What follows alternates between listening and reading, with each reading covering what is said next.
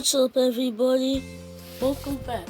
Today, we are continuing the series of What If Goku Was born an Elite Saiyan Warrior?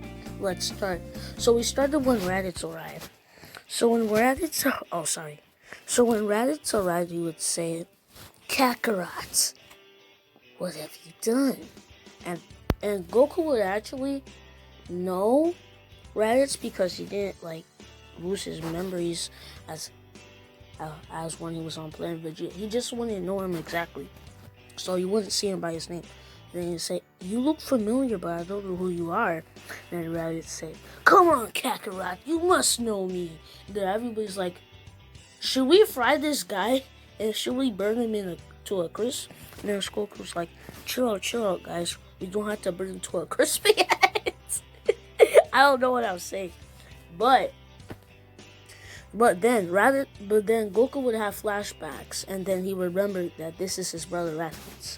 So he said, "Raditz, what are you doing here?" And then Raditz like, "I'm here to recruit you to defeat Frieza.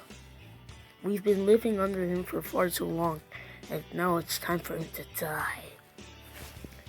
Goku doesn't really like to kill, but he will kill if he has to. So he's like, "Okay, but I need to test your strength first."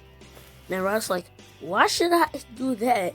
I could beat you easily. Your power level's 8,000, my power level's 9,000.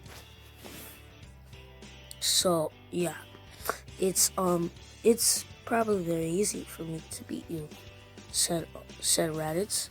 But Goku wanted to still fight him anyway. So the fight begins, and it is a brutal fight. Goku's trying all the moves that he learned, and they're actually loading down Raditz, and with his martial arts skills, he's able to pin him down.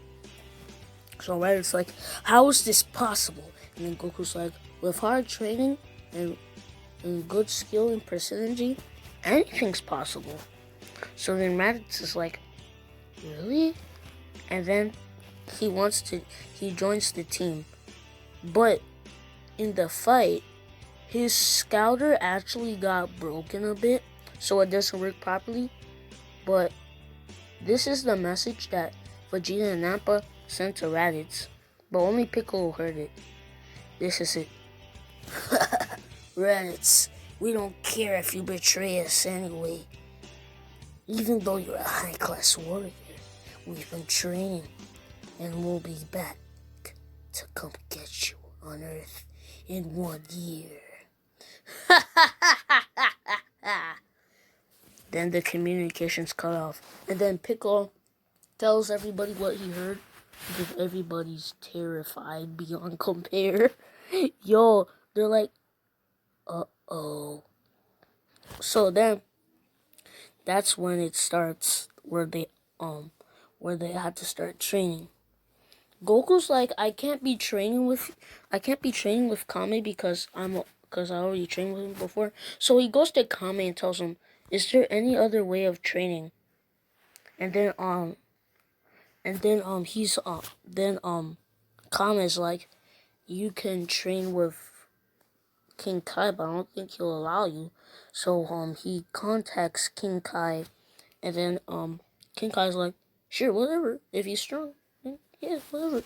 Then so Goku goes to King Kai, and it hardly takes any time at all. It probably just takes like a few weeks, but he's able to get there immediately. But he's able to get there in a few weeks. So after that, his training begins, and if it's anything as in canon, it's gonna be easy for Goku. He's still gonna learn the Spirit Bomb and the Kaioken and stuff. So once Vegeta and Nappa arrive, they're like, and let me just show you the power levels right now for every other Z fighter. I'm gonna keep Gohan's a secret until he fights Nappa, which I will have him do.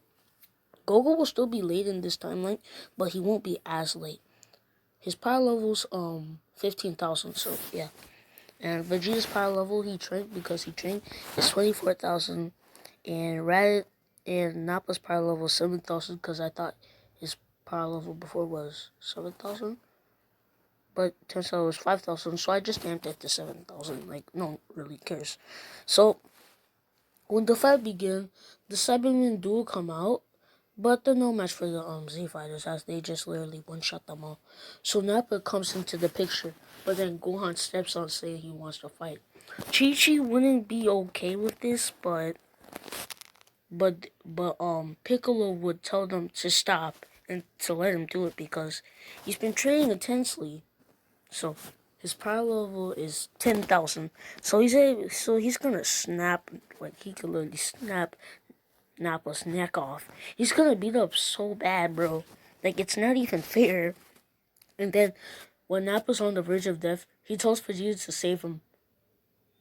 But he humiliates him more than in canon because he's even more disgusted that he was defeated by a child. And he's gonna kill him even harder, even though he's from a high class warrior family. But since he's half human, he doesn't think he should be that strong. So to see Nappa being defeated so easily, it's gonna humiliate more. So first off, he makes a big, huge hole in his chest, like his whole body. So he literally doesn't have like, you see his stomach. He's not gonna have that anymore. Like Vegeta just like literally opened it. Then he throws him to the air, and then he like literally destroys him. So the Z fighters will be less compassionate of saving him. So then when Vegeta's about to fight them, Goku arrives and fights them and fights Vegeta, and it goes the same way as in canon with Goku getting injuries, but it's not as severe. So once they heal up, Vegeta tries to leave when he's beaten up, but when Krillin sees the spaceship in this timeline, he's not as hurt because he wasn't interfering too much. So when the spaceship arrives, he just thinking it's another one of Vegeta's allies, he destroys it. They still do spare Vegeta though, so Vegeta just still staying on Earth, but he's not gonna get killed. But they're still watching him and stuff. And then Vegeta's scouter was actually broken up, but Nappa's wasn't because he put it somewhere else. And let's go back, a flashback, where Nappa was killed, and then the scouter was communicating and stuff, and says that, and then Zarbon came on. No, I'm gonna change it. Piccolo's gonna take the scouter because he thinks it's for good measure. So he takes it with him while they watch the battle. And then Zarbon was on the communications the whole time, so he heard everything. So when Vegeta sided with Goku and the Z fighters, Zarbon went on communications and said this: "Ho ho ho, Vegeta! It doesn't matter if you betray us anyway. Frieza will destroy you either way. He's interested in what you have to say about him. And he wants some head. So, he's going to come to Earth in 3 years to kill you all. Ha ha ha ha ha. But first he needs immortality, of course. So he's been looking into these Dragon Balls, and he's very interested in them. So, dear Vegeta, you better be ready. Oh, oh, ah, ah, ah, ah, ah, ah, ah. As the communications turned off.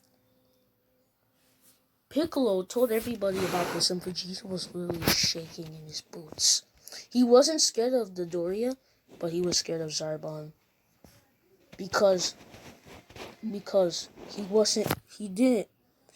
was scared of what he was capable of. Even though he still doesn't know he has a transformation. He's a little less scared of Zarbon, but still he's scared. So then, the training begins for the Z Fighters. Okay guys, that's it for this YouTube video. Hope you guys enjoyed. Make sure to like and subscribe. And I'll see you guys in the next one. Peace.